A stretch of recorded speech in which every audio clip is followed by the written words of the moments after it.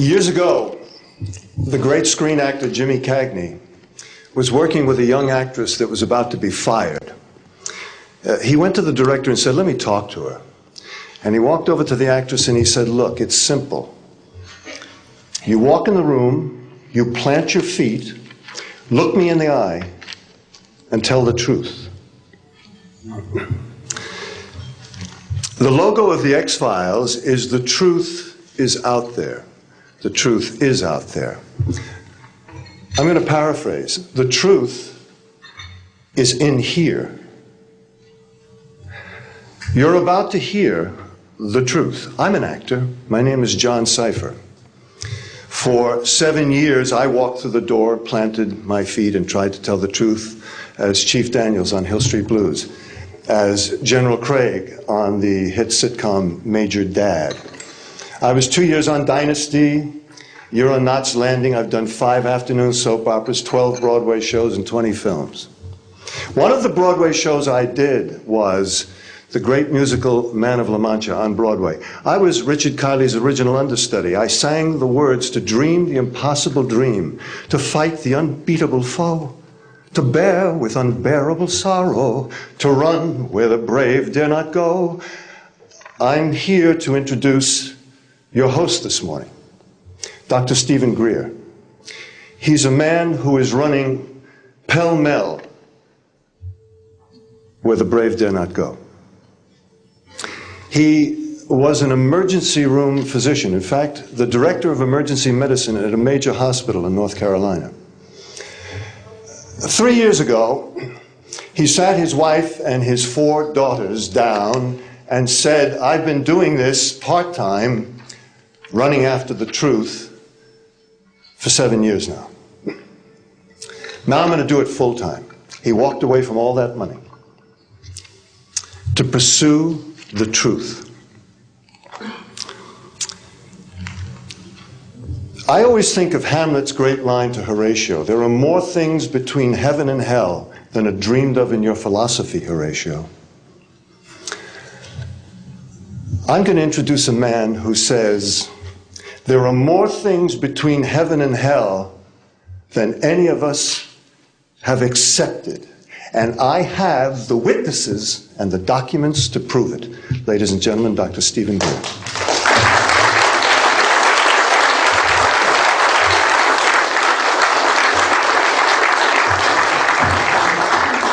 Thank you very much, John. Members of the press, the American public, and people of the world. We are here today to disclose the truth about a subject that has been ridiculed and questioned, denied for at least 50 years. The men and women who are on this stage and the some 350 additional military intelligence witnesses to the so-called UFO matter and extraterrestrial intelligence can prove and will prove that we are not alone.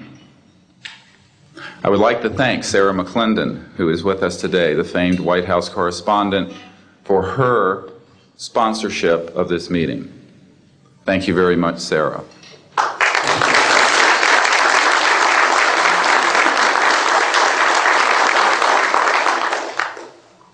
In 1993, a group of military advisors to this project and I met out in the countryside in Virginia.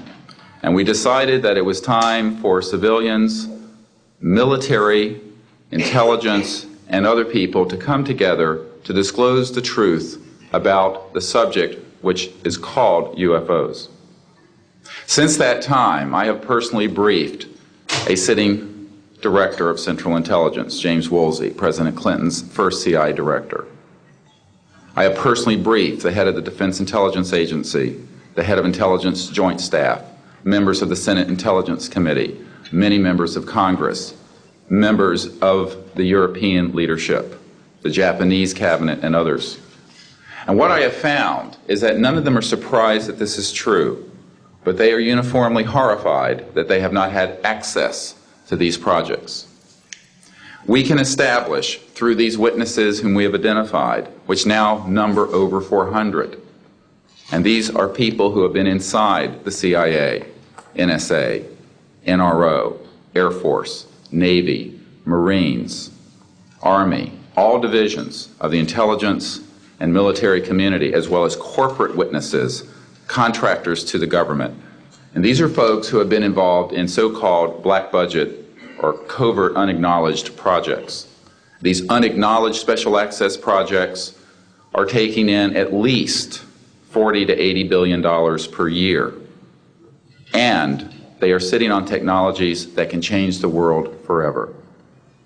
The reason we are coming forward now is that we are asking for the U.S. Congress and for President Bush to move towards an official inquiry and disclosure on this subject. It has the most profound implications for the human future, for the U.S. national security, and for world peace. Specifically, technologies connected to UFO and extraterrestrial vehicles, if declassified and used for peaceful energy generation and propulsion, would solve the looming energy crisis definitively, would end global warming, would correct the environmental challenges that the Earth is facing. It is also critical that we begin to debate as a society the propriety of placing weapons in space. If indeed, as we can prove, it is true that we are not alone and that space is territory which we are sharing with other civilizations, it could be a very imprudent, destabilizing thing to place weapons in space. This is not being debated because it is off the national and international radar screens. It needs to be placed on it, and we are here today to do it. We can establish through this testimony that these objects of extraterrestrial origin have been tracked on radar going thousands of miles per hour, stopping and making right-hand turns, that they use anti-gravity propulsion systems, which we have already figured out how they work in classified projects in the United States, Great Britain, and elsewhere. That these objects have landed on terra firma, at times have been disabled, and have been retrieved specifically by teams within the United States, that extraterrestrial life forms have been retrieved, and their vehicles have been taken and studied thoroughly for at least 50 years. We can prove through the testimony and documents that we will be presenting that this subject has been hidden from members of Congress and at least 2 administrations that we are aware of, presidential administrations, and that the Constitution of the United States has been subverted by the growing power of these classified projects, and that this is a danger to the national security. There is no evidence, I wish to emphasize, that these life forms from elsewhere are hostile towards us. But there is a great deal of evidence that they are concerned with our hostility. There are times when they have neutralized or rendered inert the launch capabilities of intercontinental ballistic missiles. Witnesses here today will describe those events to you. They have shown clearly that they do not want us to weaponize space, and yet we are proceeding down that dangerous path. And it will be established that these projects, because they have not been supervised properly by the Congress, by the U.S. President, by the international community, have become a threat to the national security. And for this reason, we feel we must disclose the facts. This is the beginning of the campaign for disclosure. And in a memo that I wrote to President Bush last week, I've stated that this campaign will persist until our goals are met, and they are as follows. That we have open, honest hearings on the subject in the U.S. Congress.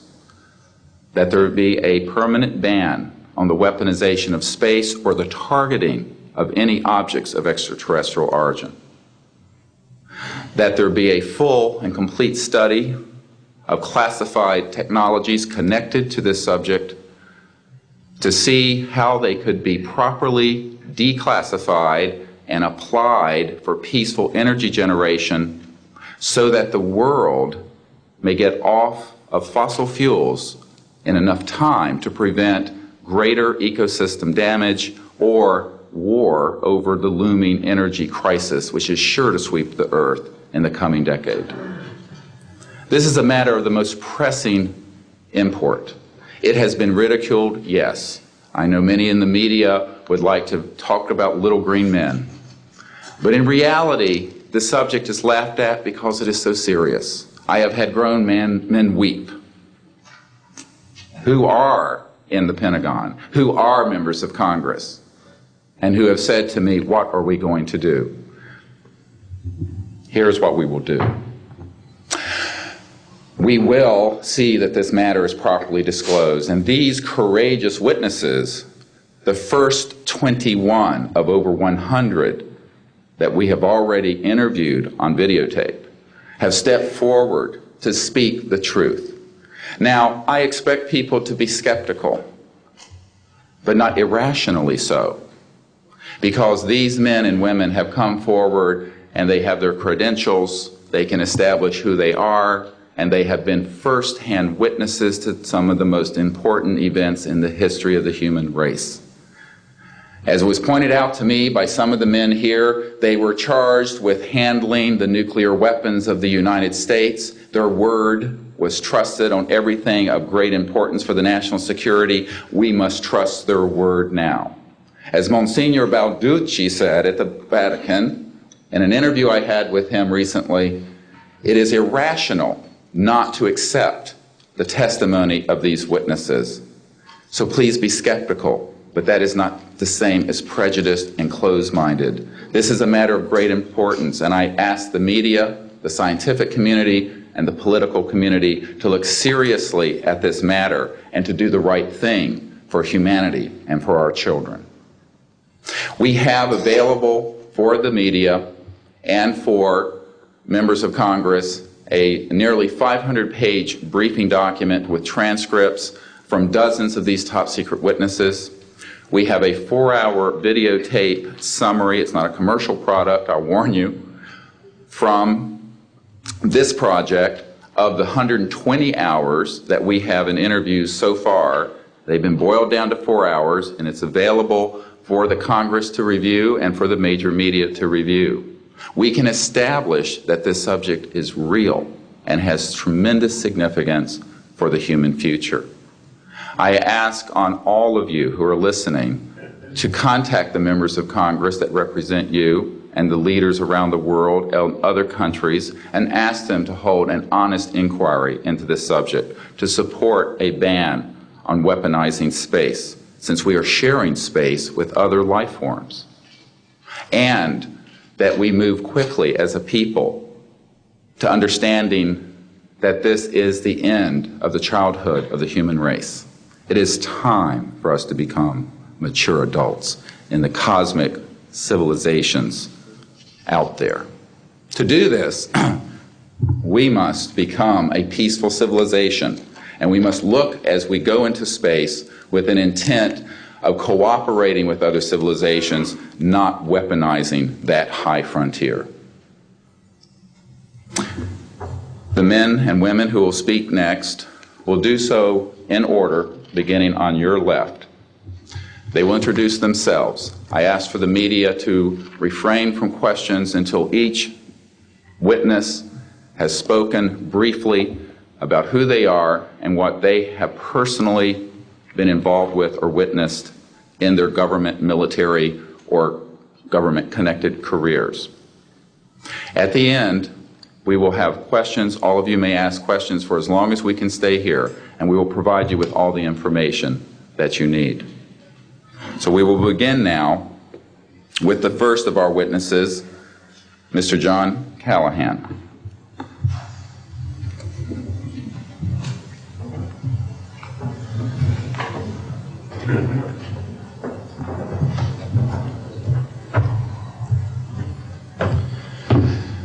My name is John Callahan. I'm a retired FAA employee. I was the division manager for the Accidents Evaluation and Investigation Division in D.C. About 2 years before I retired, I received a call from Alaska region where the region wanted to know what to tell the media.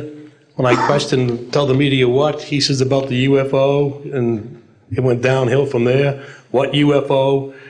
It turned out I told them what any government employee would do at that time was to tell them it's under investigation. And then I had them send all that data to the FAA's tech center in Atlantic City. The next day, my immediate boss, service director, Javi Safir, and I went to Atlantic City. I had just purchased a new video camera, and I videoed the event. In Atlantic City, we had them play back on a scope, you would call it a scope, a plan view display, PVD, exactly what the pilot seen or what the controller seen, and we tied that in with the voice tape so we could hear exactly what the controller said and what he heard, and we taped it. We came back the next day, briefed the administrator, Admiral Ingen, on what happened. He wanted a 5-minute briefing. After we started the briefing, he wanted to know if he could see the video. We put the video on. He watched the video, the whole video. The next day, he set up a meeting for me to give a dog and pony show to President Reagan's scientific staff and whoever they brought over, and to hand off all that data to them.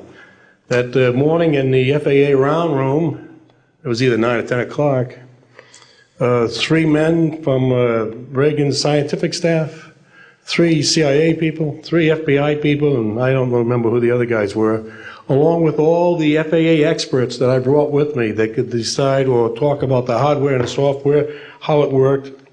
We put on a dog and pony show. We let them watch the video. We had all the data there. We had all the printouts that the computer put out. They got all excited over it. When it was all done, the CIA, one of the CIA men told the people they were now sworn to secrecy, that this meeting never happened and this event never happened.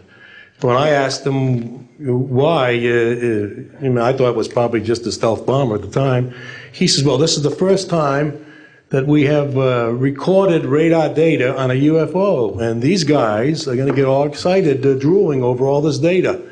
I said, well, you're going to tell the public about it? And he says, no, we don't tell the public about this. It would panic the public. He says, we're going to go back and study this. I said, okay. It was what he was going to do.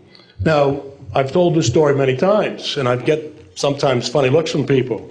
I have with me the voice tapes of the controllers that were involved, the FAA original tapes. See, after we handed this stuff off to the president's staff, the FAA didn't know what to do with it. We don't separate UFOs from real traffic, so it's not our problem. Okay?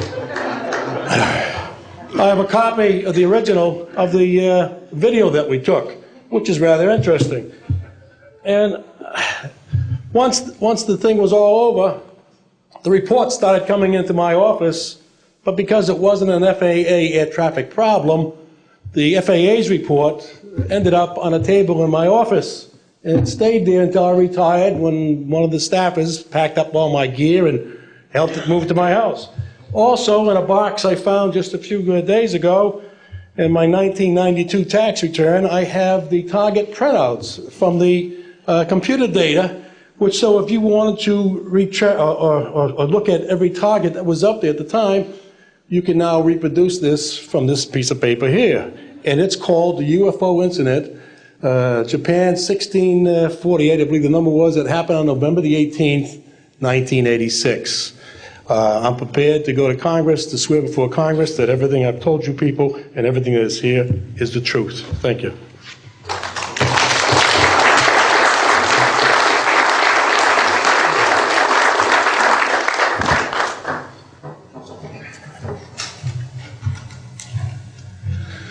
Good morning.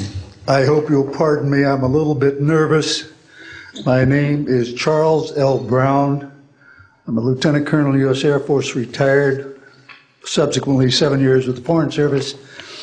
I like the name Charlie Brown, a gentleman by the name of Charles Schultz, of great talent, sort of elevated the name, if you will.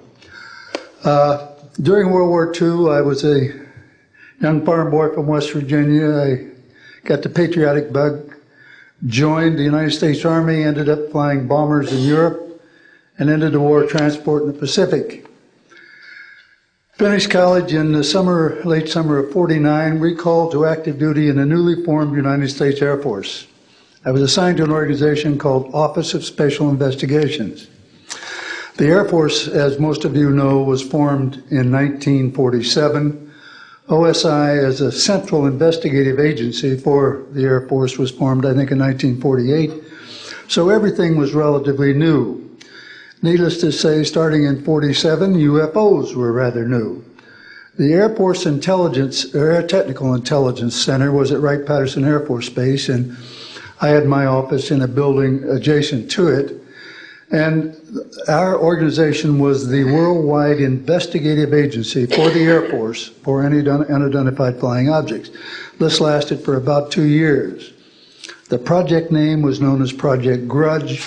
It was a predecessor to a project known as Blue Book, which Ed Ruppelt headed. During my experience with it, I would collect the data from, I didn't collect it, it was sent into my office. I analyzed it. As a pilot investigator, I was able to offer some bits of advice to the Air Technical Intelligence people. Now, you might visualize a massive office, but as I recall, we had a first lieutenant, a secretary, and a technical sergeant. That was the essence of Project Blue Book when it started, or Project Grudge. Blue Book, and expanded somewhat. During the review as an analyst of these various documentary reports, if you will, or documents, I became clearly convinced that there was substance to what was being reported, in that we had ground visual, ground radar, airborne visual, and airborne radar confirmation of some of these sightings. The individuals who made the sightings were everything from airline pilots, military pilots, police officers, some of the people that your lives depend upon on a daily basis. These are very reputable and credible people.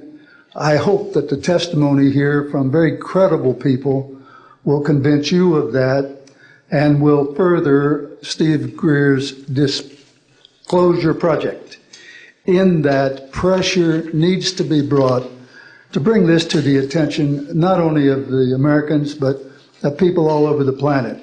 These vehicles have been seen and confirmed all over the planet.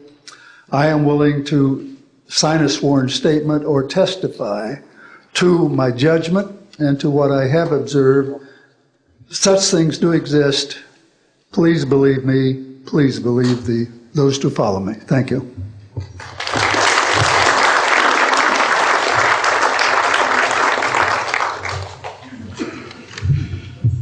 My name is Michael Smith. I was in the Air Force, a sergeant from 1967 to 1973. I was aircraft control and warning operator.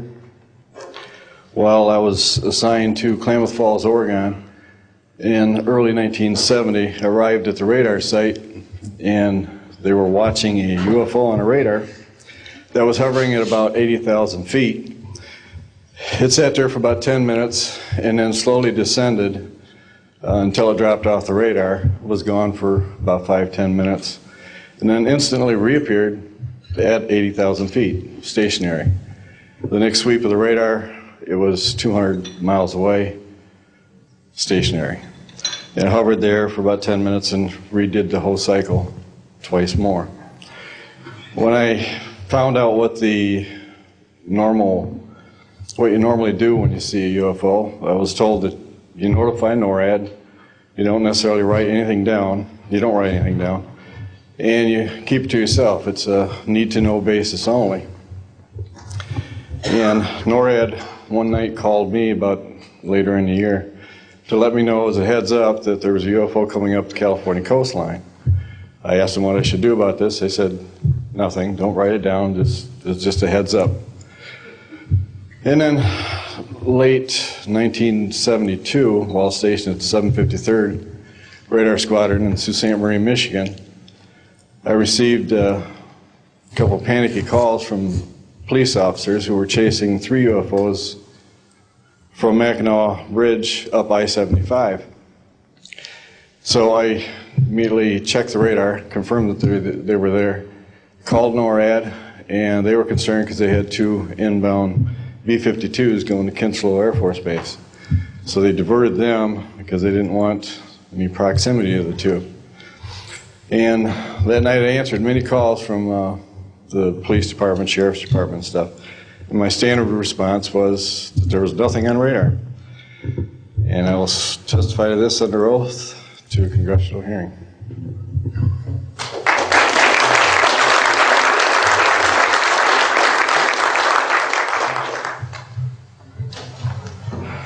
Good morning. My name is Enrique Colbeck. I am a air traffic controller. I'm sorry for my English. I'm so scared. I'm not accustomed to talk in front of a lot of people. I'm here because I'm being a witness in a voluntary way on my work. I work in Mexico City as radar controller and the International Airport of Mexico. And I'm going to give an example about this silence that we have in Mexico for several years, and this issue happens a lot of times on my country, unfortunately. For example, March 4, 1992, we detected 15 objects west side of the Toluca airport, that is very close of our international airport at 50 miles, more or less. Then July 28 of 1994, we have almost a collision or something that we can name in that way with an international flight, domestic flight of Aeromexico 129, commanded by the pilot Raimundo Cervantes Ruano, that has a trash or something about in his main landing gear in the right leg. That's occurred night at 10:30 more or less. Then in the next week, the same year, in the same moment, the Aeromexico Flight 904 has another almost collision that was reported for the pilot Corso, the Capitan Corso, at 11:30 in the morning, and we detect that object on a radar. Suddenly, just for a moment. Then, in the next week, we have a lot of silence reported by the pilots that give us information about the weird traffic or something, brighting lights and different times, and we detect some of them in that week.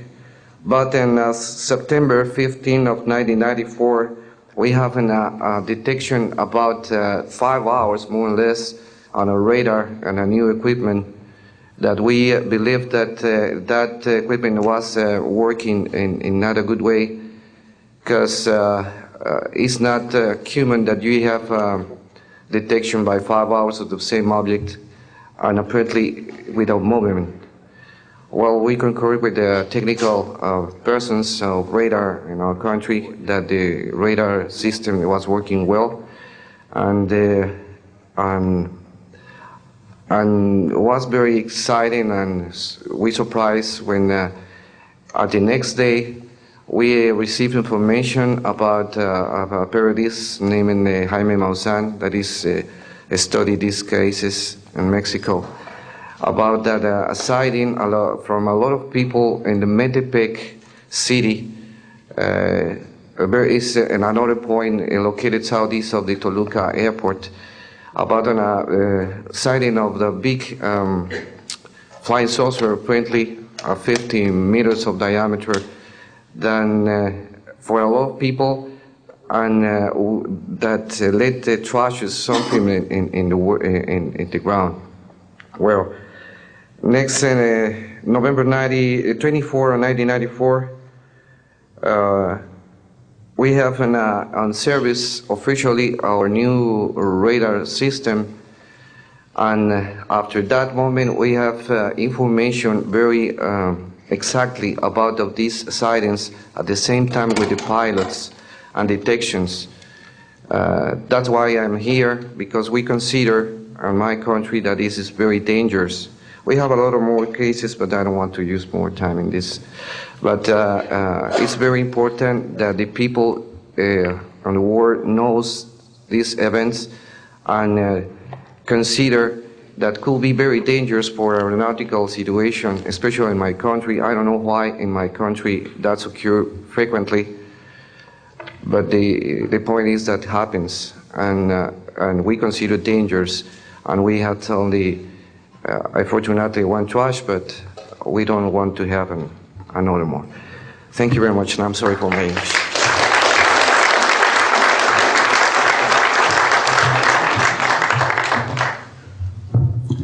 My name is Graham Bethune. I'm a retired Navy commander, pilot, had a top secret clearance. 50 years ago, February the 10th, 1951, I was flying from Keflavik, Iceland to Argentia, Newfoundland. It was at night, it was dark. About 300 miles outside of Argentia, I saw a glow on the water, like approaching the city at night. As we approached this glow, it turned to a monstrous circle of white lights on the water. We watched this for a while. The lights went out. There was nothing on the water. Next thing we saw was a yellow halo, small, much smaller than whatever it was launched from, and that was 15 miles away, up to our altitude. Because of the trajectory, I disengaged the autopilot, shoved the nose over to try to go under this thing. At that time, I heard a noise underneath. I thought maybe it hit us. It was actually some of the crew members ducking, and they collided, and a couple of them were injured. Then it appeared over to the right and moved out slowly and flew with us. It was still not at our altitude, but we could see the shape of it. It had a dome. We could see the coronal discharge. I went back aft, let the other pilot, Al Jones, take my seat to see what the passenger's reaction was. Came back to the cockpit, told him not to report anything simply because what the psychiatrist had said to me, maybe they would lock us up. So basically, the instruments in the cockpit, we had 4 or 5 failures. In the area of magnetic compass, the electromagnetic effect, in area of directional finders, and this type of thing. The craft was tracked by radar in excess of 1,800 miles an hour. It never did get to our altitude. We had 31 passengers, plus the psychiatrist and the crew members that all cited this at different areas. When we landed at Argentia, Newfoundland, we were interrogated by the Air Force, an excellent interrogation, Captain Paulson. When we landed at the Naval Air Test Center here at Patuxent River, we were required by Navy intelligence to make out individual reports. Out of the National Archives, I have the 18-page official Navy and Air Force report. I've made up a report to straighten out all the truth. There's a stack of books out there this high that have written all of this up. So the truth is here. I will testify under oath before Congress that everything that I have said is true.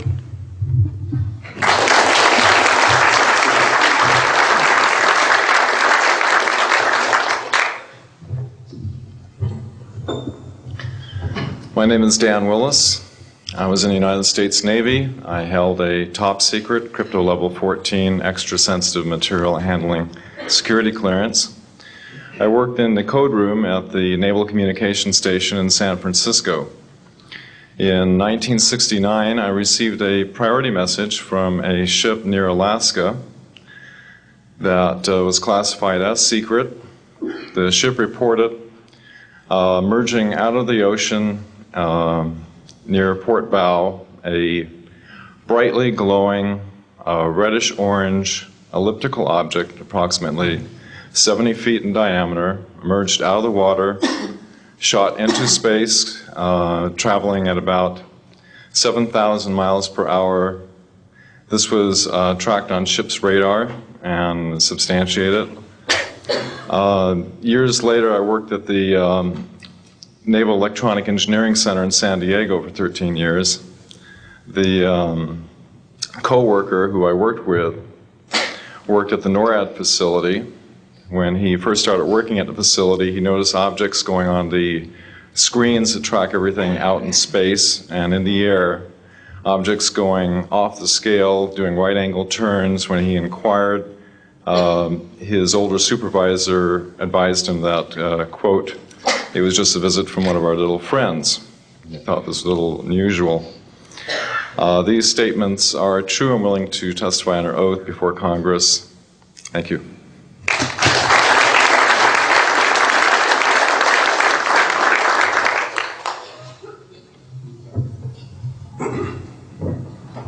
My name is Don Phillips. I was in the United States Air Force and had worked with certain intelligence agencies of the United States government. Prior to my Air Force, prior to joining the Air Force, I worked for the famous Lockheed Skunk Works. And I was working for them when I was attending college, and I worked for them in the capacity as a design engineer. It was one of my proudest moments of my life to work with a man by the name of Kelly Johnson. A lot of you might be familiar with that. It turns out that the models of aircraft that we were building, as you know, were all classified, were in the deep black, and that I came in on the end of the U-2 project. My main project was known later as the SR-71. The SR-71 had a predecessor. It had a special model built for the CIA, and that those models were one passenger, one pilot special aircraft in order to get from one place to another very, very quickly.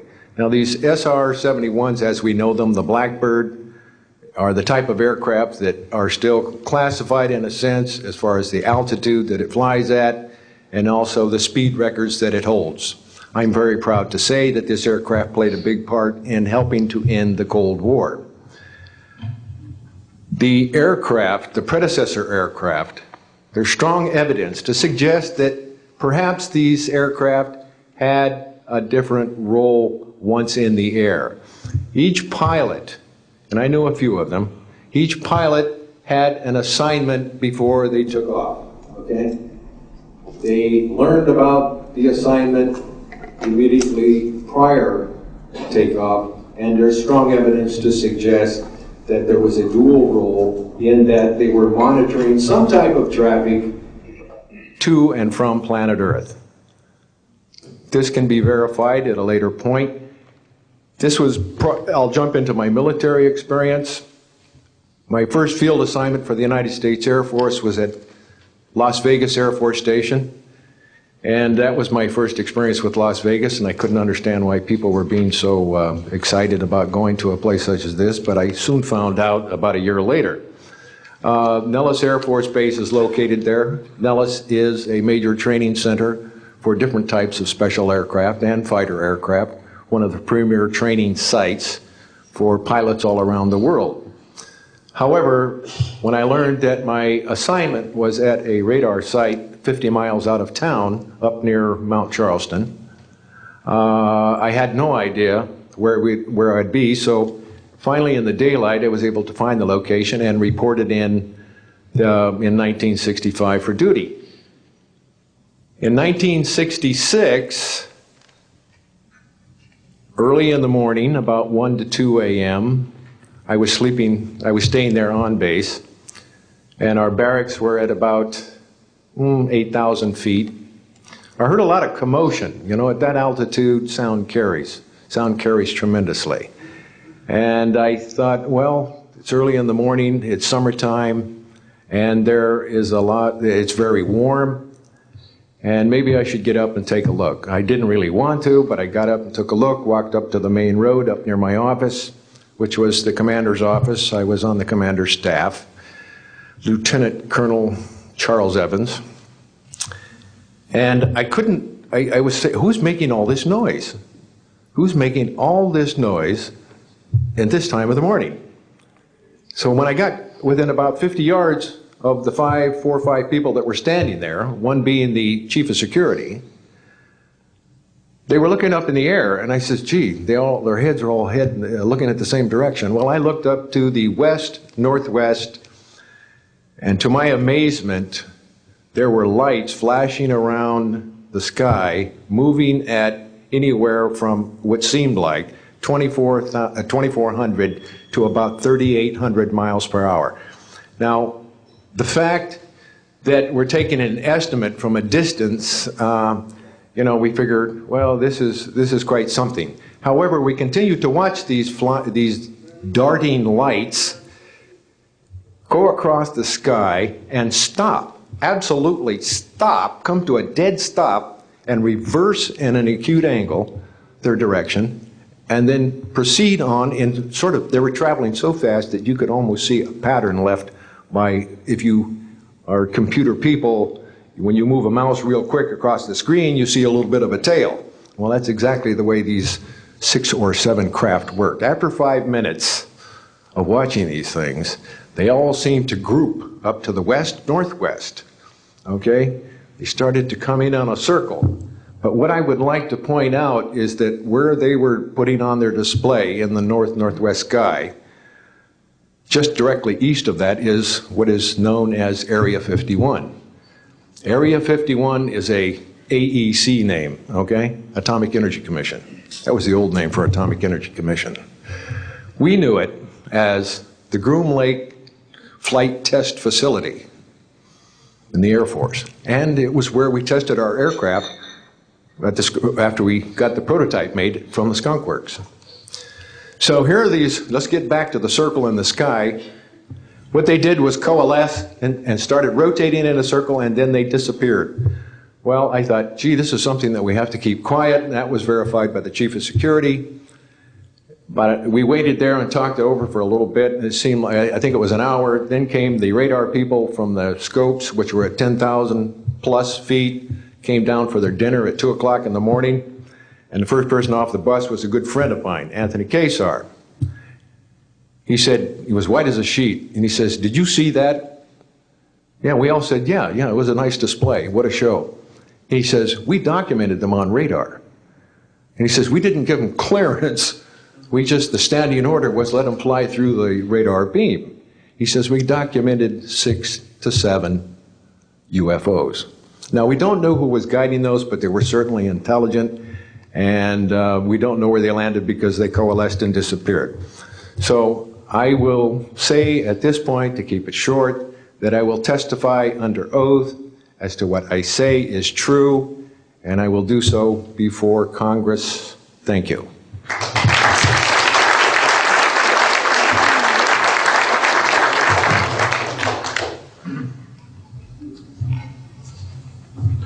My name is Robert Solis. Contrary to what it says on the card, I was not a lieutenant colonel in the Air Force. I was in the Air Force active duty after I graduated from the Air Force Academy in 1964 until 1971, and separated as a captain. In March of 1967, I was stationed at Malmstrom Air Force Base, Montana, as a missile launch officer, Minuteman missiles. On an early morning of March 16th, 1967, I got a call from my security guard, primary security guard upstairs. We had about 6, as I recall, flight security airmen upstairs. I was downstairs 60 feet underground in a capsule, monitoring and controlling 10 nuclear-tipped Minuteman missiles. I got a call that morning that they were seeing strange lights flying in the sky. I disregarded that call, told them to call me when something more significant happened. I got another call subsequent to that call, and this time it was a more intense tone in the guard's voice. It was very clearly very frightened. He said there was a bright, glowing red object hovering outside the front gate. It was oval-shaped. He had all the other guards out there with their weapons drawn. Right after that call, I woke up my commander, who was on a rest period, Fred Mywald, a retired colonel now, and told him about the phone calls. As I was telling him about the phone calls, my weapons started going down, one after the other. They went into a no-go condition, what we call a no-go condition. They were unlaunchable. We lost somewhere between 6 and 8 weapons that morning. within minutes of having received that second phone call of a UFO hovering outside the front gate. Again, that morning, after reporting it to the command post, we were informed that a very similar incident happened at Echo Flight. I was at Oscar Flight. They lost all 10 of their weapons under similar circumstances, very similar circumstances, where UFOs were sighted over the launch facilities. They had maintenance crews and security crews out there that had spent the night, and they were reporting UFOs over those sites. And the commander of that flight was Eric Carlson. He also separated as a captain, and the deputy commander was Walt Fiegel, retired as a lieutenant colonel. We have those witnesses that I just mentioned, the names I just mentioned have spoken of this event before, and they will back up this story. We also have documentation that I received through FOA requests from the Air Force outlining the Echo Flight incident, and including in that documentation a reference to UFOs. We have telexes covering this incident, and in one telex it says the fact that no apparent reason for the loss of 10 missiles can be readily identified is cause for grave concern to this headquarters. This was from SAC headquarters. So we've got those telexes. I've got about 12 witnesses that'll verify parts of this story, including of a man who investigated the incident afterwards for the Air Force, and you'll hear a little bit more about that from the next witness. And also another guard that witnessed a UFO in that same time period, and another officer who retired a full colonel who had other reports of UFOs. Ancillary to that, excuse me, I've got the complete report on a Minot, North Dakota incident. That was Minot Air Force Base, North Dakota, which happened in August of 1966. Very similar, UFOs sighted over missile silos, and also a UFO incident that was investigated by the Air Force immediately after our incident within a week. I'm willing to testify to the truth of all these matters that I've spoken about this in front of Congress under oath. Thank you.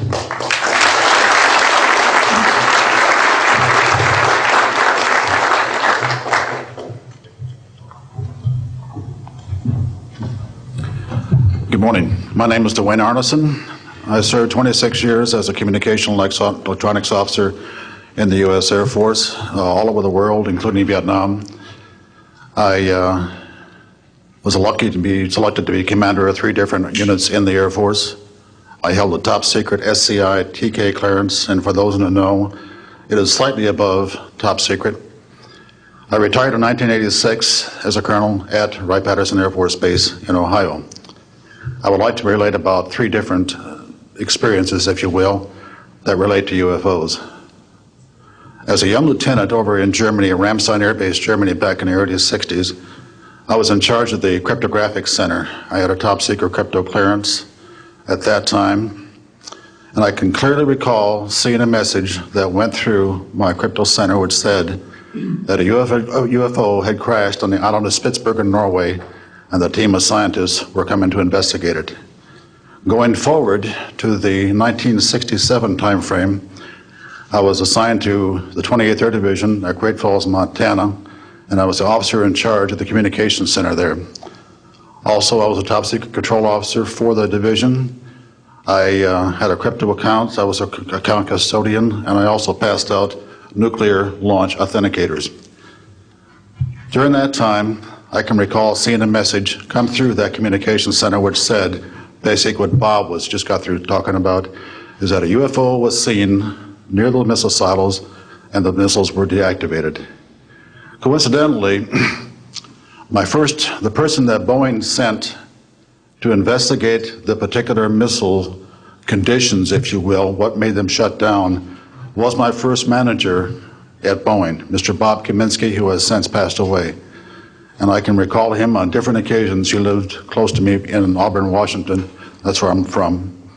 And he said, Arnie, he says, those missiles were perfectly clean. That was the result. So the one last incident concerned when I was as a commander of the unit in Great Falls, or in Caswell Air Force Station, Maine. I had contacts with the security police at Loring Air Force Base, and they told about UFOs that were seen near the nuclear weapon storage areas on Loring Air Force Base. And I'd be glad to testify to Congress that this is absolutely the truth. Thank you.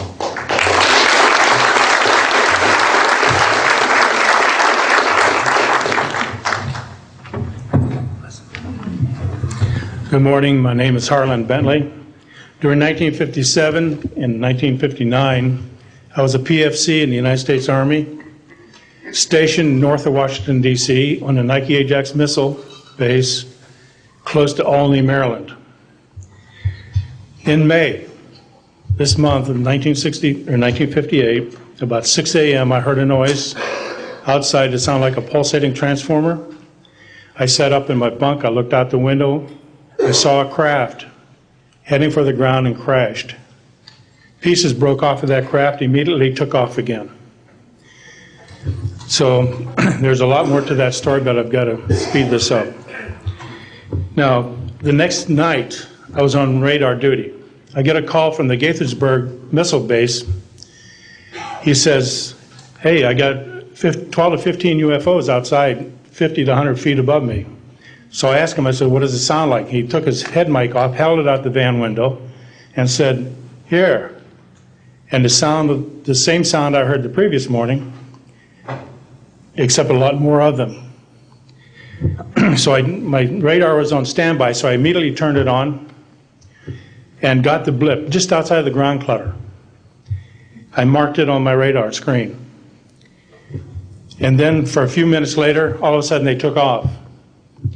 As they took off, the sweep came around, hit the blip. The second, and when it came around, it hit it again. That blip was 2/3 away off my radar scope. In order to get that far at a constant velocity was 17,000 miles an hour. That was my first incident. 10 years later, by this time I received a Bachelor of Science degree in electrical engineering, and I was working in California. Now, I'm sorry that all I can say is I was somewhere in California working on a classified project that had nothing to do with my experience that I had there. As I was working, and it was like 2 or 3 in the morning, California time, I heard a Houston astronaut communication link, comlink. I didn't pay much attention to it until I heard the word bogey. Of course, my ears picked up immediately. An unidentified flying object of some sort, whether it's a craft, meteorite, or whatever, was on a collision course with that module going to loop around the moon. So basically, I listened for some time, and then I stopped and went back to work. And then I heard, there they go. In the astronaut world, some of you may not know this, there's a term called green turtle. And it used to be, I don't know if it is today or not, but it used to be is you're not allowed to use profanity over the net. And the first person that does that, whoever hears it first and says green turtle, that astronaut's got to buy that man and his entire family a dinner at the most expensive place at Cape Canaveral. Well, to end this real quick, one of them said, damn, they went off, the UFOs took off. He says, damn, that was fast. And somebody yelled, green turtle. And then he said another word, a synonym to crap. And then somebody else yelled, green turtle. And you could see him grit his teeth, because now he had to buy 2 expensive meals. And my particular experience, I will testify before Congress if necessary. and explain exactly what happened. Thank you.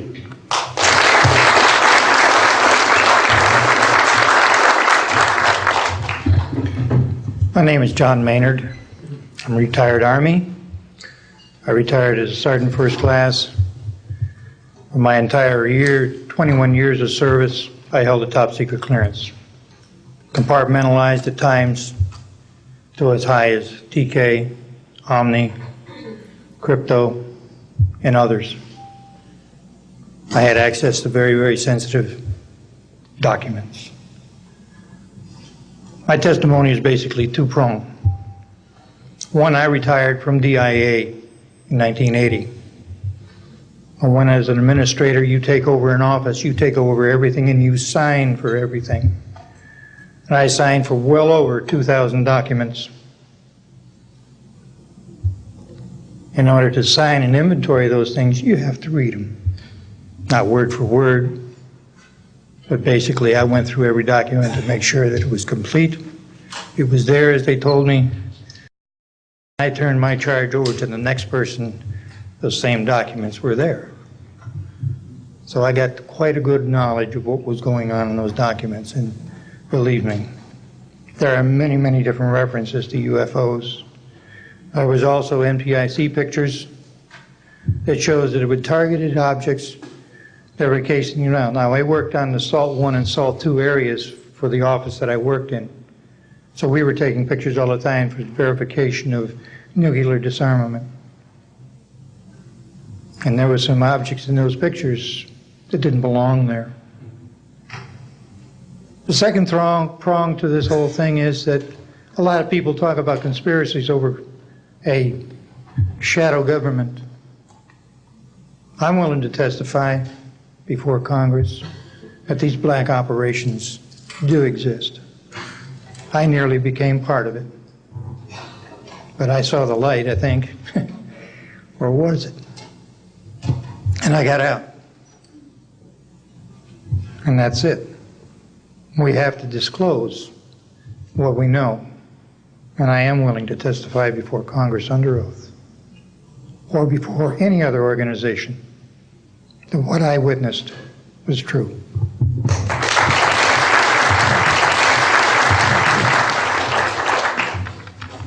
Good morning. My name is Carl Wolf, and I was a precision electronics photographic repairman with a top secret crypto clearance in the United States Air Force. I was stationed at Langley Air Force Base in Virginia. In 1965, in mid-1965, I was loaned to the Lunar Orbiter Project at NASA on Langley Field. Dr. Colley was in charge of that project. They had problems with a piece of electronic equipment that was bottlenecking their production of photographs. I went to the facility, and when I walked into the facility, there were scientists from all over the world. I was stunned, actually, to see people at a NASA project from all over the world. It didn't make any sense to me initially. I was taken into the laboratory where the equipment was malfunctioning. I couldn't repair it in the dark. I asked to have it removed. Airman second class was in the dark room at that time. I was also an airman second class. I was interested in how the whole process functioned, how the data got from the lunar orbiter to the laboratory. I asked the young man if he'd describe the process to me. He did. About 30 minutes into the process, he said to me, in a very distressed way, by the way, we've discovered a base on the backside of the moon. And then he proceeded to put photographs down in front of me, and clearly in these photographs were structures, mushroom-shaped buildings, spherical buildings, and towers. And at that point, I was very concerned because I knew we were working on compartmentalized security. He had breached security, and I was actually frightened at that moment. And I did not question him any further. And a few moments later, someone did come into the room. I worked there for 3 more days, and I remember going home and naively thinking, I can't wait to hear about this on the evening news. And here it is, more than 30 years later, and I hope we hear about it tonight. And I will testify under oath before Congress that what I'm saying is the truth.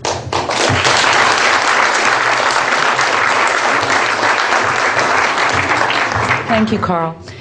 Good morning, everyone. My name is Donna Hare, and I worked at Philco Ford Aerospace from 1967 to 1981.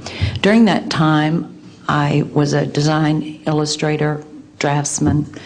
I did the launch slides and landing slides, and also projection plotting boards, lunar maps for NASA. We were a contractor, but most of the time I worked on site, excuse me, in Building 8.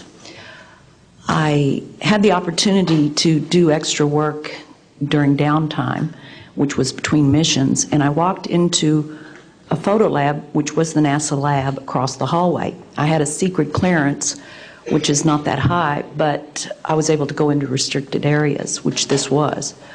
At the time, I was talking to one of the techs in there, and he drew my attention to a photograph, a NASA photograph. It had a dot on it, and I said, "What is that?" Well, he drew my attention to it, and I said, "Is that a dot on the emulsion?" And he said, and he's smiling, and he has his hands crossed, and he said, "Round dots on the emulsion don't leave round shadows on the ground." And this was an aerial photograph of the Earth, I'm assuming the Earth, because it had pine trees on it, and the shadows of the craft, or whatever it was, were in the same angle as the trees. And by its very nature, UFO, and I wanted to clarify that to a gentleman that was talking to me, means unidentified. So I did not know what this was. But I realized at this point that it's very secret, that it was kept secret, because I asked him, "What are you going to do with this piece of information?" And he said, "We always airbrush these out before we sell them to the public." So they're pesky little creatures appearing on this photograph they wanted to get rid of. After that, I decided I would ask questions to other people that work there. And I found that I had to ask them away from the site and not on site. A guard told me that he was asked to burn some photographs and not to look at them. And there was another guard guarding him, who was in green fatigues, watching him burn the photographs. And he said he was too tempted. He looked at one, and it was a picture of a UFO, and he was very descriptive. I can go into that later with anyone. He immediately was hit in the head, and he had a big gash in his forehead. He was knocked out, and he's terrified, so he would have to be protected. Another incident, I knew someone in quarantine with the Apollo astronauts. He told me that the Apollo astronauts saw craft on the moon when we landed, and that is what he told me. And he also was afraid. He said that the astronauts are told to keep this quiet. They're not allowed to talk about it. So I do want to let you know that I worked out there for a number of years, and I ran into this. So it's not something everyone knows that works out there for a long time. My boss didn't know about it. Some people that sat right next to me didn't know about it. It's very strange, because I don't know how they can do it, but they can let some people know about it and then others not. I'm willing to testify before Congress that what I'm saying is true, and thank you very much. Thank you.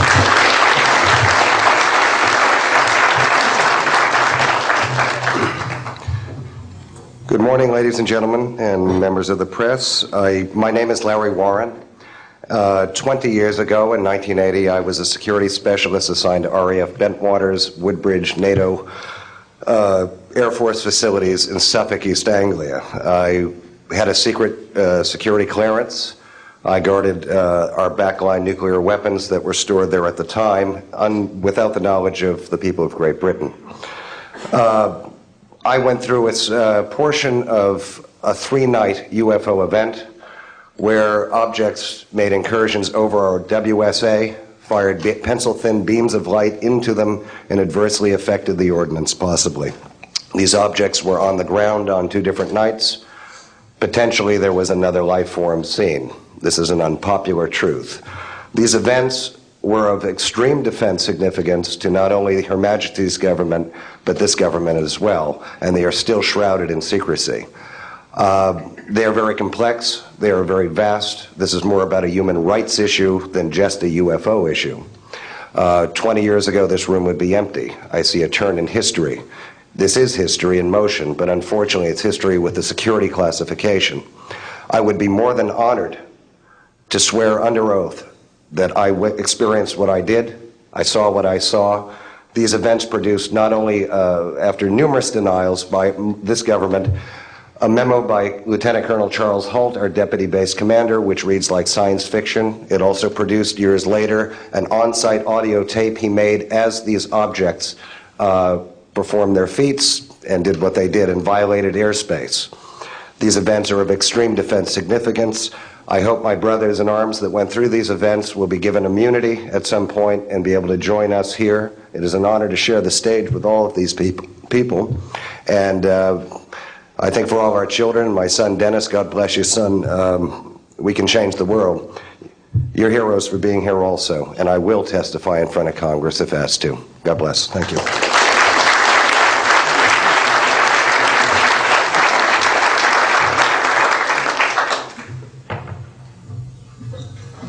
Hi, my name is George Filer III. The reason I'm here is because George Filer V is in the hangar and will be born on Friday. And I'm a retired intelligence officer and flyer with almost 5,000 hours, and I didn't believe in UFOs until London Control called us in the winter of 1962 and asked us, would we chase one?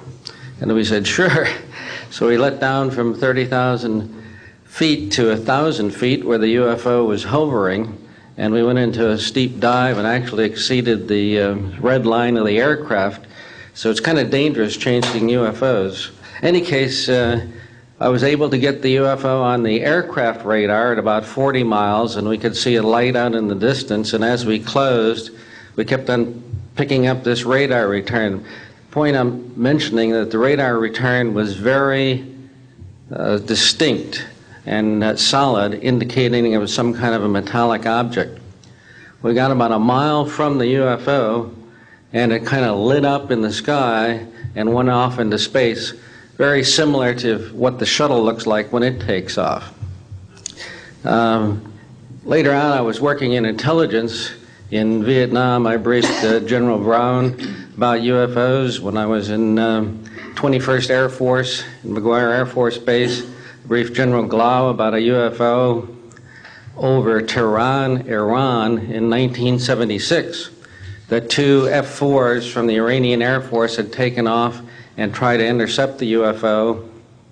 And when they turned on their fire control systems, they immediately went on. All the electrical systems went out. The planes had to return to base. This was particularly significant because it was also picked up on satellites. In 1978, on January 18th, I was going into the base. Every morning I did the briefing to the general staff, and I noticed that there are some lights off in the distance at the end of the runway there. And when I got into the command post, the senior master sergeant in charge said that there had been UFOs in the pattern all night. They're on radar. The tower had seen them. They gotten aircraft reports and so on. And that one had landed or crashed at Fort Dix. Fort Dix and McGuire are right together. And this is kind of like the Roswell of the East. But in any case, an alien had come off the craft and had been shot by a military policeman and apparently was wounded and was heading for McGuire. So for whatever reason, the aliens liked the Air Force better than the Army, perhaps because they're shooting at them. But in any case, our security police went out there and found him on the end of the runway dead.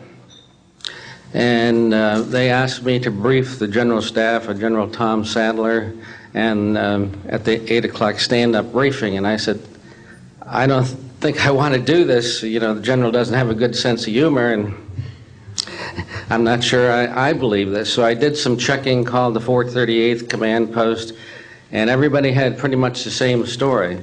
And at 8 o'clock that morning, just before I went on, was going to brief this, and I was very worried about it. They said, don't brief it, that it's too hot, so to speak. That's pretty much my story, and I'm prepared to tell the story in front of Congress, and it is the truth. Now, because of this, I've stayed interested in UFOs, and I'm the Eastern Director of the Mutual UFO Network. And between the National Reporting Center and Peter Davenport and the MUFON, we get 100 reports a week on average of people from all over the United States that see these things regularly. And if you start checking, they're out there and they're low, and people are seeing them all the time. And these are highly qualified people, all of whom essentially give us the reports by email. Thank you.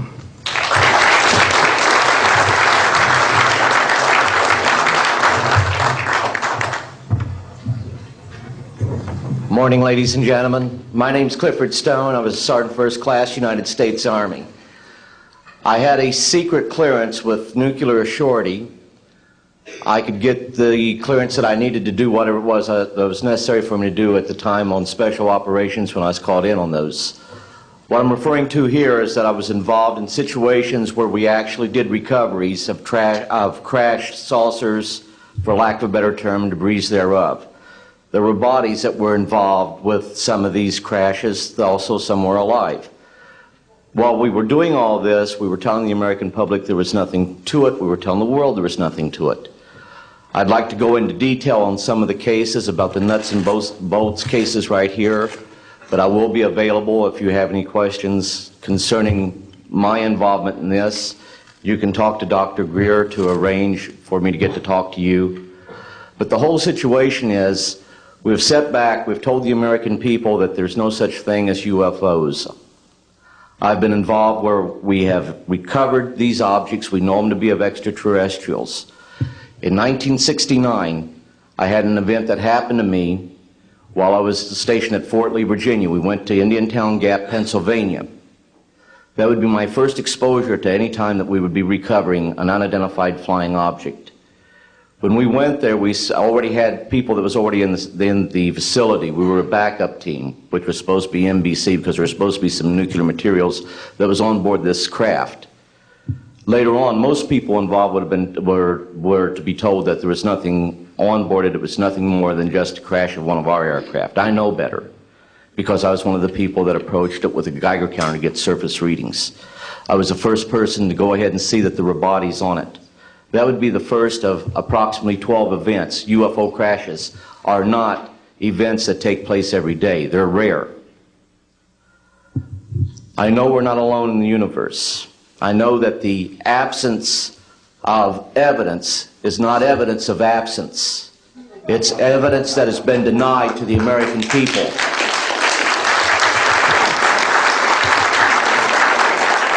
I stand before you today in my almighty God, and I tell you this. If Congress calls me in and says, will you testify in detail what you know, I stand here today prepared and ready to do just that. Governments must never lie to the people for no reason. Thank you.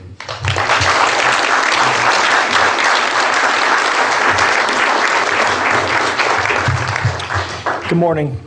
My name is Mark McCandlish, and for the last 21 years, I have worked as a conceptual artist for a variety of defense contractors.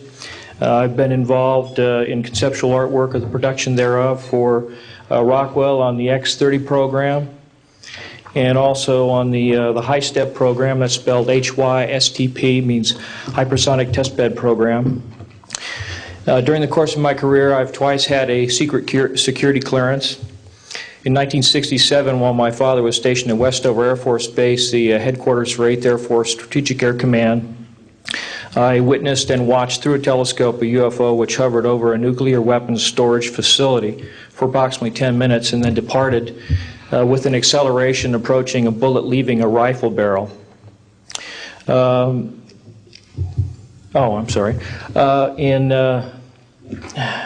1988, in November, a college buddy of mine, an associate by the name of Brad Sorensen, informed me that he had personally witnessed 3 flying saucers at a very large hangar at Norton Air Force Base during the course of an air show that was held on Saturday, November 12, 1988. I subsequently called my congressman from that district. I called his office. This was Congressman George E. Brown, Jr., who at the time was the chairman of the Congressional Committee on Space Science and Advanced Technology. I naturally assumed that since this presentation that Brad talked about was for top military brass and certain congressional individuals, that his office must have coordinated this with the local Air Force Office of Public Affairs. A male staff member in Congressman Brown's office not only confirmed the exhibit, but the fact that there were 3 discs at that exhibit. These discs were hovering off the floor without any visible means of support. They were referred to as alien reproduction vehicles, also nicknamed the flux liner because they used high voltage electricity. Let's see. To keep things short, this is a diagram that I made based on a sketch that Brad Sorensen did for me in rough form shortly after he had his sighting, and subsequently cleaned that drawing up and made it much more accurate. And that's the drawing that Dr. Greer is holding there now. Later on, I obtained photographs that were taken in 1967 by a military pilot, Harvey Williams, flying a C-47 for the Air Force at 12,000 feet, approximately 25 miles southwest of Provo, Utah. This particular vehicle matches the so-called ARV in all proportions and respects in terms of the detail of the shape of the craft. And this was photographed, as I say, in June or July of June of 1967. I later spoke to a gentleman by the name of Kent Sellen that I met at an air show at Edwards Air Force Base in 1992, the first unveiling publicly of the B-2 bomber. He indicated to me that in 1973, when he was a crew chief working on experimental aircraft at Edwards Air Force Base, that he had unintentionally wandered into an area where there was a classified aircraft, namely the ARV. He described it in detail, and he added other details to the account concerning the configuration and the operation of the vehicle that Brad Sorensen was not aware of. Subsequently, Brad Sorensen met with the famous aeronautical designer Burt Rutan, gave him a copy of this blueprint which you've just been shown. Mr. Rutan felt that it was a joke and put it on his wall as kind of a joke. And a third party confirmed for me later that a Colonel Ray Walsh from Edwards Air Force Base was visiting Mr. Rutan, saw this blueprint on the wall and registered quite a degree of shock and anger, wanted to know where the hell he got this blueprint, because there was in fact such a craft at that time, approximately 1994-95, in a hangar at Edwards Air Force Base, North Base Complex at that time. Subsequently, I've done a lot of research on this product, this vehicle. I've come across a number of declassified documents that show that the Air Force, as early as 1960, was wind tunnel testing flying saucer shapes up to Mach 20. And I also have declassified NASA documents that show similar shapes. In fact, this is the document here that more or less details the wind tunnel testing up to Mach 20. This is the NASA document right here that was declassified, and it shows a variety of spherical and lenticular shapes that were flight tested up to, or I should say, wind tunnel tested up to Mach 6. I subsequently obtained a copy of an interoffice memo from Hercules Aerospace that describes a particular type of science involving something called zero-point energy and scalar waves. According to Brad Sorensen, this is the basis of the technology for these anti-gravity propulsion systems. This particular document here describes 6 different meetings involving the Defense Intelligence Agency and cooperative efforts with the Russian scientific community in investigating this, what is called the fundamental enabling technology that was originally discovered apparently by Nikola Tesla in the early 1900s. Anyway, I could provide you much more detail at a later time, and I am prepared to testify in detail concerning these events and their truthfulness before Congress. Thank you very much.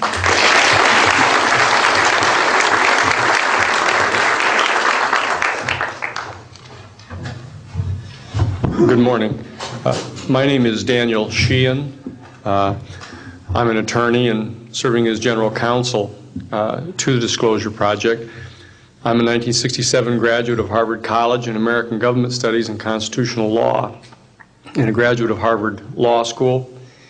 And I served as general counsel and one of the co-counsel for the New York Times in the Pentagon Papers case, and was involved in briefing and arguing the case in front of the United States Supreme Court, giving permission to the New York Times to publish the classified documents, the 47 volumes of the Pentagon Papers. Subsequent to that time, I served as special counsel to the office of F. Lee Bailey as one of the trial counsels when we represented James McCord in the Watergate burglary, and got Mr. McCord to write the letter to Judge Sirica to reveal the Watergate burglars' relationship to the plumbers unit in the White House at that time. Subsequent to my service in that case, I went back to Harvard to the Divinity School to study Judeo-Christian social ethics and public policy. Did my master's work and PhD work there, and became general counsel for the United States Jesuit headquarters in Washington, D.C., assigned to the National Social Ministries Office and their public policy office. It was there in 1977 that I was contacted by Ms. Marcia Smith, who was the director of the Science and Technology Division of the Congressional Research Service.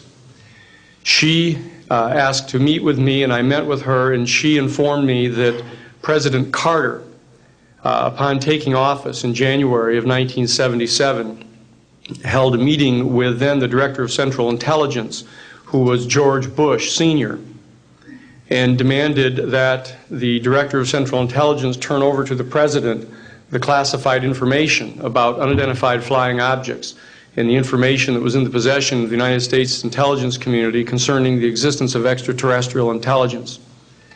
This information was refused to the President of the United States by the Director of Central Intelligence, George Bush Sr.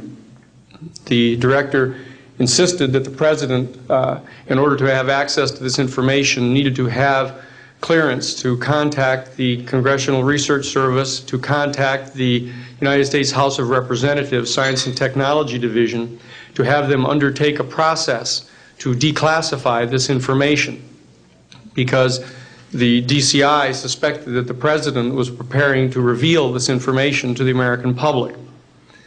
The Congressional Research Service Science and Technology Division, under the directorship of Marcia Smith, was contacted by the House Science and Technology Committee and instructed to undertake a major investigation of the existence of extraterrestrial intelligence and the relationship of the UFO phenomenon to this. I was contacted by Ms. Smith and asked, in my capacity as general counsel to the United States Jesuit headquarters, National Social Ministry Office, to see if we could obtain access to the Vatican Library, to obtain the information that the Vatican had with regard to extraterrestrial intelligence and the phenomenon of the UFOs. I pursued that with the permission of Father William J. Davis, the director of the National Office, and we were refused access as the United States Jesuit Order to the information in the possession of the Vatican Library. When I reported this to Ms. Smith, she then later subsequently asked me to participate in a project which I can go into some detail during the question and answer period or later to individuals, pursuant to which I was given access to, as a special consultant to the United States Library of Congress Congressional Research Service, to the classified portions of the Blue Book project of the Air Force. At that point, it was in 1977, approximately May of 1977, I went to the Madison building of the United States Library of Congress. There was no one in the building at that time. It was brand new. I was directed to a basement office where there were two guards at the door and a third sitting at the table who took my identification, verified that I'd been designated as a special consultant to the Congressional Research Service of the United States Library of Congress, and was admitted to the room. I thereupon found photographs, some dozen photographs, of what is unquestionably an unidentified flying object on the ground that had crashed and plowed a furrow in a field of snow, and it was embedded in an embankment. There were United States Air Force personnel surrounding this craft, taking photographs of the craft. And one of the photographs, I could see that there were some symbols on the side of the craft. And so I proceeded through the photographs and found a close-up photograph of these symbols. I'd been instructed that I was to take no notes and had to leave my briefcase and all my identification outside of this room, but I had brought with me a yellow pad. And so what I did is I opened up the yellow pad and refocused the overhead camera onto the same size as the cardboard backing of the yellow pad, and I physically traced the copies of the symbols on the side of this craft, closed the yellow pad back, put the microfiche back into the canister, reclosed the box that I had, and I said, it is time for me to leave. And I took this and proceeded to leave the office, at which point the security guards stopped me, and one of them said, "What is that you have there, Mr. Sheehan?" At which point I handed the yellow pad to him, and he flipped through all the yellow pages and never found the copy that I had. And so I took that with me and brought it to the United States Jesuit headquarters, had a meeting with the staff, with Father William J. Davis, reported this to them, was authorized at that time by the United States Jesuit headquarters to make a report to the National Council of Churches and to request that the entire 54 major religious denominations of our country undertake a major study of extraterrestrial intelligence, which they declined to do. I was subsequently asked to deliver a 3-hour closed-door seminar to the top 50 scientists of the Jet Propulsion Laboratory of CSETI, the Search for Extraterrestrial Intelligence, which I did do in 1977. I'm more than happy to testify under oath to these details to the United States Congress, and would be happy to meet with any members of the press at that time. You may recall I also served as chief counsel to the Karen Silkwood case, in which we obtained the rulings in the Karen Silkwood case. I also served as chief counsel in the Iran-Contra case. It was the first one to testify before the United States Congress to the existence of the off-the-shelf enterprise of Richard Secord and Albert Hakim. I'll be more than happy to share the details of what I believe to be the relationship between this off-the-shelf enterprise and the secret government which is concealing this information from the American public. And I am happy and proud to serve as general counsel to the Disclosure Project. Thank you very much.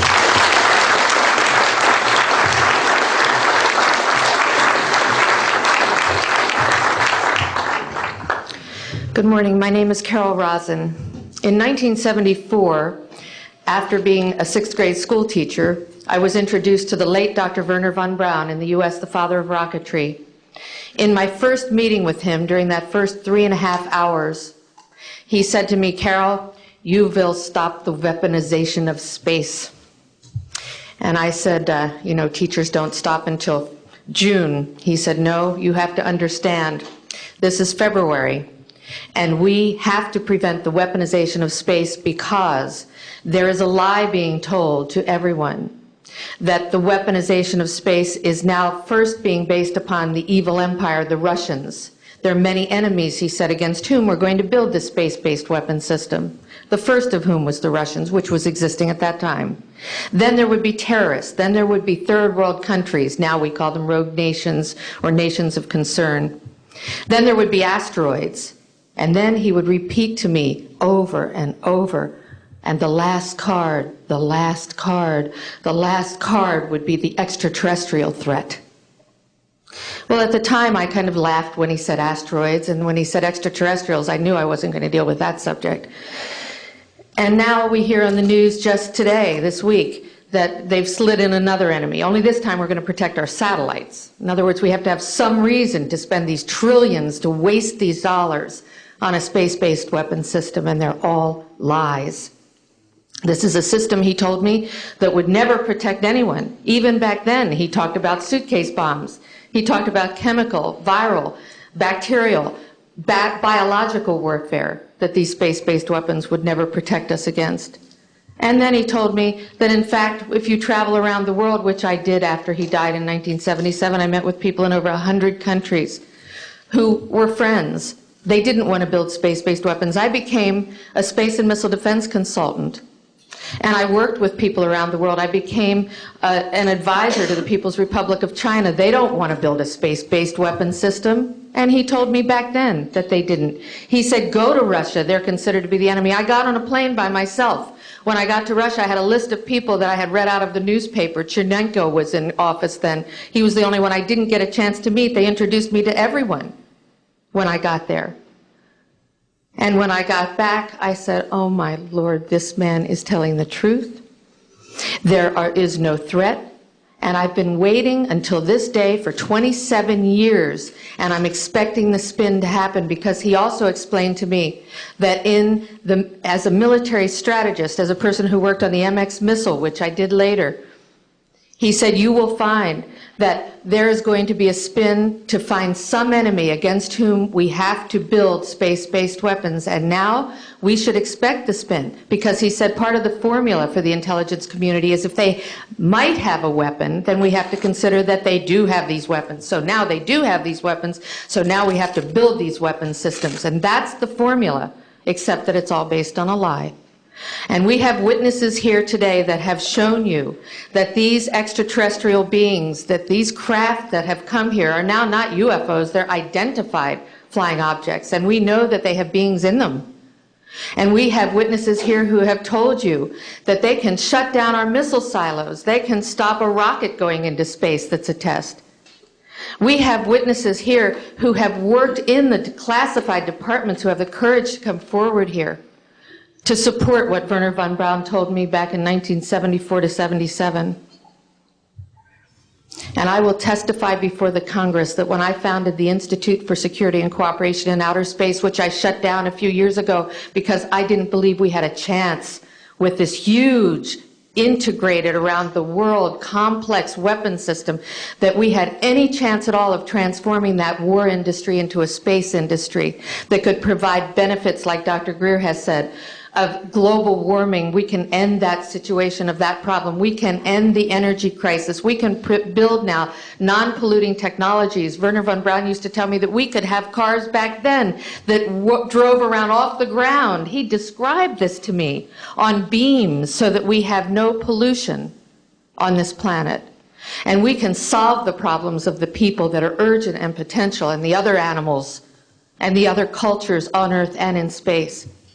And we can end the arms race without dislocating the industry jobs, without disrupting the economy, by transforming, Wernher von Braun told me, the war industry into a global cooperative space industry that will provide, he said, finally, more jobs and profits on this planet than during any hot or cold wartime, more products and services that can be applied directly to solving the problems of this planet. And we can have a whole planet now that lives in peace on Earth, with all the cultures on Earth and with all the extraterrestrial cultures in space. And these are words that Wernher von Braun told me in 1974, and I will testify before the Congress under oath about everything I have said and more. Thank you.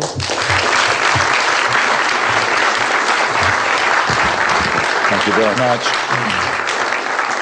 I'd like to thank each of the witnesses and for your patience. We're running about 50 minutes late, and I do apologize for that. I want to emphasize that all of these witnesses each could speak for probably anywhere from 2 to 5 hours about what they have witnessed. We were trying to give you a snapshot. We have another 400 of these witnesses. I have carried this burden for 8 years. I'm now giving it to you, the American people and the people of the world, to take it forward. What I'd like to do now is open the audience for questions from the media. You may address them to me or to an individual witness as you deem appropriate. Yes, ma'am.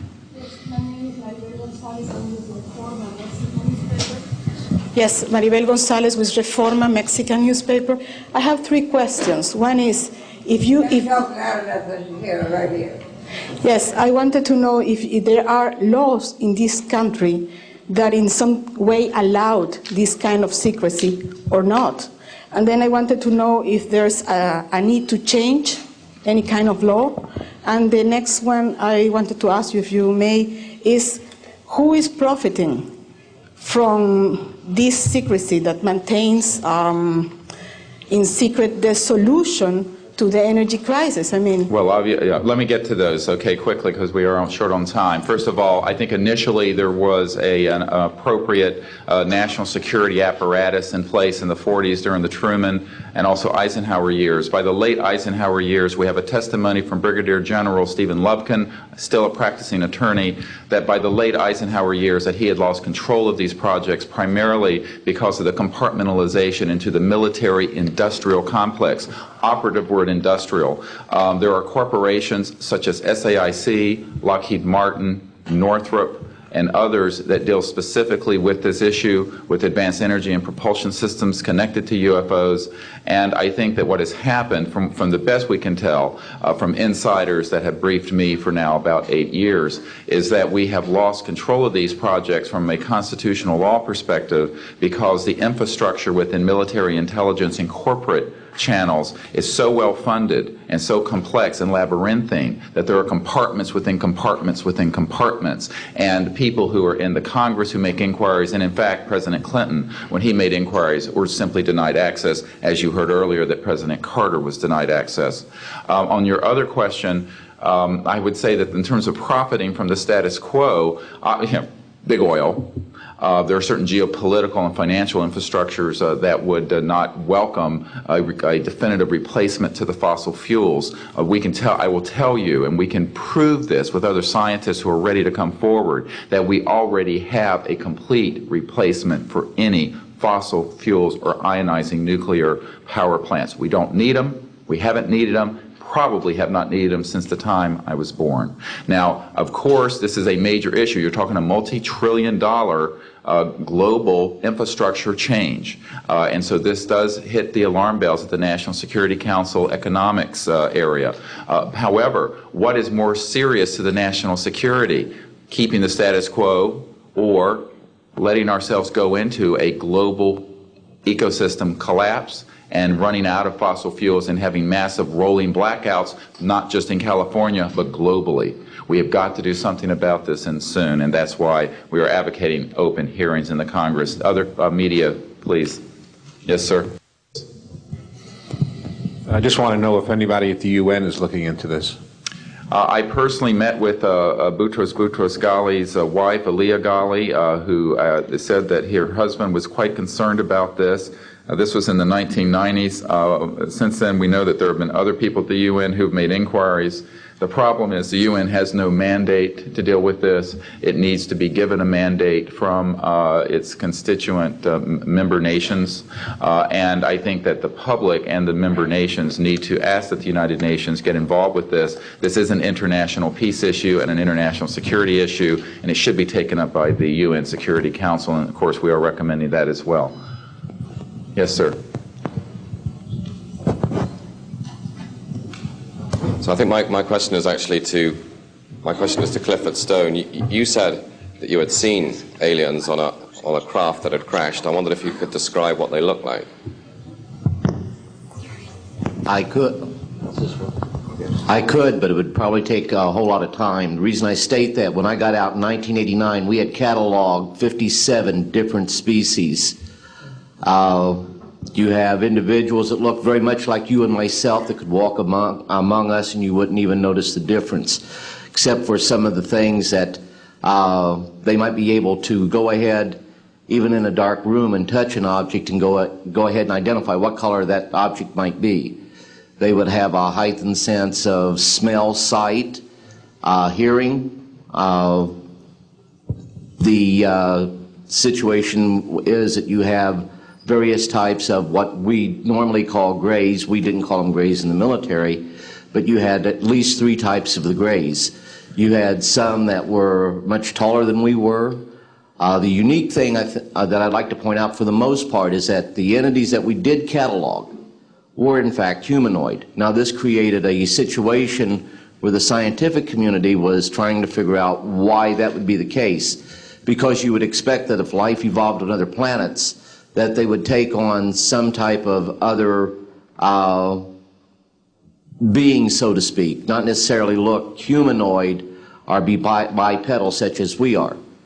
But apparently, we got quite a few of the species out there that are humanoid in appearance, and that creates a question that yet has to be answered by science. Yes, and as I call on you, please state the news agency that you were with. Yes, ma'am. Deanne Divis with United Press International. Could you please address the vehicle that there was a drawing displayed of? Why would this vehicle be on display at an air show? What is the power source that you are asserting is going to be so very useful? And how can you determine that this vehicle is not something that is being developed, by a government agency? In fact, I think that was the testimony. This is an alien reproduction vehicle, and just to be clear, this means that it is based on advanced anti-gravity and zero-point energy propulsion systems. Those are the propulsion systems. They are being manufactured by a consortium of companies that include Lockheed Martin, Northrop, SAIC, and other corporations. They do have superluminal capacity, in other words, faster than the speed of light capacity. I think Mr. McCandlish and other witnesses that he's identified could go into more of the technical physics of it. I'm just a country doctor from Virginia, I tell people. I mean, really. And but this is actually what is the reason it's called alien reproduction vehicle, is that it's based on the study of extraterrestrial vehicles, but it is manufactured by human military intelligence, aerospace contracting arrangements. And this is very important. It means that we, Homo sapiens, have the ability to access this so-called zero-point field of energy, which is the ambient field of energy from which all matter and energy is fluxing, and can access that energy and generate all the power we need to run this planet without fossil fuels or pollution. Do you have any direct evidence, though, that this, we're talking about the same government that so appropriately named a snooper program Carnivore. So just because it's named the alien reproduction vehicle, considering the history and the questions that have been existing for such a long time about flying saucers, do you know, is there any direct reason to believe that this is actually derived from technology? Any of the witnesses who can attest to that? And how would this, a propulsion system, a rocket engine doesn't necessarily translate into electricity. Can you elaborate on that? Well, the first part of your question, I would say that the testimony of witnesses we have, some of whom are here, others that are not here, but they're in the briefing materials, is that we have studied specifically extraterrestrial vehicles which have been retrieved. The breakthroughs in that research have led to applications that have led to the building of this and similar anti-gravity devices. And that, in fact, this can be proven in open testimony before Congress, and that is exactly what we are calling for. We have the witnesses to establish this, and they also have the documents and the specific details of the propulsion systems. But this is not a jet internal combustion system at all. It is actually kicked in by a type of electric power source, and it then accesses this ambient zero-point energy field that is responsible for all matter and energy existing, and by special configurations and what have you, it causes a cancellation of mass inertia and an anti-gravity effect. And this is a complex technical discussion which is probably beyond the scope of this conference, but we have materials in the briefing document that we can provide you with references to people who have studied the anti-gravity effect as far back as certainly the 1950s. We have one witness who said that his family was connected to the RAND Corporation, and that by the mid-1950s that more money had been spent on anti-gravity propulsion systems than the totality of the Manhattan Project. So yes, we can establish those elements. Other questions? Thank you. My name is Murray Felsher. I publish a newsletter downstairs here called the Washington Remote Sensing Letter that deals with reconnaissance and surveillance of the Earth from space. My question is this. Since 1972, with the launch of Landsat 1, and now with the launch of commercial space imagery, there are some archived, I would say, upwards of 35 million photographs of the Earth from space. And not one of them has shown a a flying saucer. Are you suggesting that these have been airbrushed out? We're suggesting that there is a system before the public gets hold of anything that's off of a government-connected satellite. There is a compartmented operation that does indeed sanitize them from this type of evidence. And I think the testimony of the gentleman who was with the Defense Intelligence Agency, Mr. Maynard, Ms. Hare, and others would substantiate that. We have other witnesses who have been involved in projects where such items have been sanitized out. It could also be that if you did a thorough search, you might find a few that slipped through. We obviously haven't had the research dollars to go through all the millions of images that are cataloged to look for them, but we do know there's been a very thorough sanitizing of this. And people should not be naive about the extent to which covert programs using billions of our tax dollars have been able to effectively hide this. This is one of the sort of myths of both the media and the public. It's sort of a Pollyanna myth that we live in a society where such things could not be done. In fact, they are done, and we can prove that they have been done. Entire proceedings here, and I'm wondering how your screening process went. Can you tell us a little bit about your satisfaction level with that? Well, I'm very satisfied that these are genuine and good people who are speaking truthfully. Out of 400 people that I'm dealing with, not 20 times this number, have I been fooled? Yeah, I'm an emergency doctor. Let me say something. People come into the emergency department with flank pain, riding on a stretcher. What have they got? A kidney stone, right? Yeah, well, some of them go into the bathroom, prick their finger, and squeeze blood into the water, the urine sample, to show that they have blood in their urine so they can get a narcotic injection. Now, have I been scammed as an emergency doctor who has I'm bright enough to kind of know when I'm being scammed, but have I occasionally? Yeah. Is it possible? It's possible. Is it likely? No. And here's what's more important. You don't not treat or accept the testimony or the history of every patient that comes in with flank pain and assume that they're lying just because you've been scammed once or twice. This field, you make a very good point, is filled with hoaxes and scams and what have you. It doesn't mean, however, that all of it is. And in fact, what we're saying after 8 years of research, we have found the documents, the top secret witnesses, the insiders willing to testify under oath before Congress that this is true. Now, here's another key point. Some of the people who are in this witness pool, Mr. Sheehan, myself, and a couple of other attorneys, are members of state licensed professions. And what that means is that if we are perpetrating a hoax, we will lose our license to practice medicine, we will lose our license to practice law, but we'll be perpetrating a hoax upon the public. So what I would say to you is that the group of people before you are very credible, and the others whom we have identified are. We are not the CIA. We have not been able to do a $50,000 background check on each person. I'll give you that caveat. But we have done very serious interviews and vetting. And by the way, these people have presented their DD-214s, their defense forms, other documentation that show the two DD-214s and others that show that they were in the military at a certain place and a certain time. So we're very comfortable that, in fact, that the weight of the testimony will carry the day here and that this is real. I had an insight, and it relates to your question. There have been tens of thousands of sightings and experiences from all over the world. Only one of them needs to be true. Because if only one of them is true, then the entire case, the non-reality of these sightings, falls apart.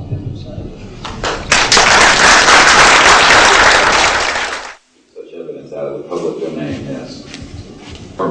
A priori, all signed agreements and oaths that have flowed from such operations are null and void. What that means is, in legal theory, is that if it's an illegal enterprise, the agreements those that are entered into as a result of that illegal enterprise have no legal standing. So one of the things I would like to announce today is all of the men and women listening to this need to know they are free to speak. We are declaring all national security oaths on this subject null and void. They have flowed from illegal operations that has no standing constitutionally. My people, my mother's family, who fought in the American Revolution, were prisoner of war with the British to help found this country, did not fight and die to form the United States. So so that this kind of chicanery can go on. So these men are free to speak, and there can be no legal repercussions against them. We have legal counsel who will also support this theory, and we're taking this to other constitutional scholars. It is time for that game to end. It is time for a new era in the human experience.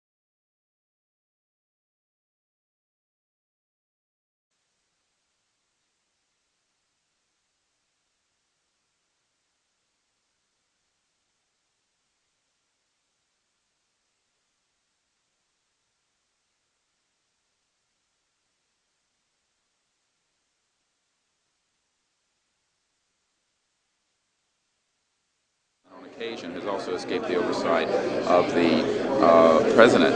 We know for a fact that this has happened. I personally briefed President Clinton's first CIA director on this. I was informed that they had no access to these projects, although they knew they existed.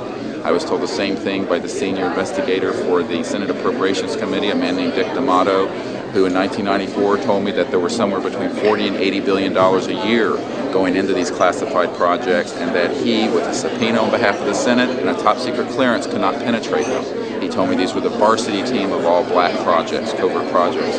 So this is really serious stuff, and it brings into question, have we gone down the road that Eisenhower warned us about a little too far when he said, beware of the military-industrial complex, that it can escape the checks and balances of our democracy. And I think on this particular issue, it in fact has, and it's time for the Congress to represent the people in this regard and to reassert its oversight of these projects. One last question. When you talk about putting the checks and balances back into place, talk about the passion of these people, if you would. How confident are they? Well, they know what they saw. I mean, these are men ranging from Air Force and NRO officials to people who have been contract agents for the CIA to people who have been pilots in World War II and are heroes of our country, the greatest generation that Tom Brokaw talks about. And so what I have to say to you is that these people know what they saw. They're not going to be speaking about anything except what they directly witnessed. And we're not talking lights in the sky and swamp gas. We're talking people who have actually retrieved extraterrestrial vehicles who are going to be here today. Very good. We'll take one picture of it. That's concrete and that's based on reality. But anyone who does further research in this field will find that they are not hostile. None of them are hostile. They have shown us that they can shut down missile silos and rockets. They have not destroyed us, and they've been here for tens of thousands of years. We know of 50 years worth, more or less, of secrets. We know of major things. And the fact is, what about this hybrid breeding program that keeps being referred to? Well, again, we're not dealing with these kinds of things. We are dealing with credentialed, unimpeachable witnesses here who have worked in projects. We're not dealing with that. We're dealing with what we know. What we know is that these are not hostile entities. I don't know how to explain this to you except that people here, we're all still here. The world is still here. And they have shown us what their technology is capable of doing. And you can yet imagine, and you can hear from witnesses who've worked in fields of re-engineering, back engineering, what kinds of technologies can come out of this to literally save people from the suffering that's going on right now. I don't doubt the possibility of that. Yes, and that's what this disclosure is about. It isn't about these other kinds of stories that you have no proof of and nobody does. And the fact is, we have proof here of what we're saying. Well, they have removed artifacts. Well, again, we're not going to deal with this kind of story, and a lot of that is manufactured also. That's for sure. So what we're dealing with here is concrete evidence, documents, people who have worked in the industry, in the military-industrial complex, in the intelligence industry. I worked on the MX missile, and I was threatened if I went public with that whole story. So you can imagine.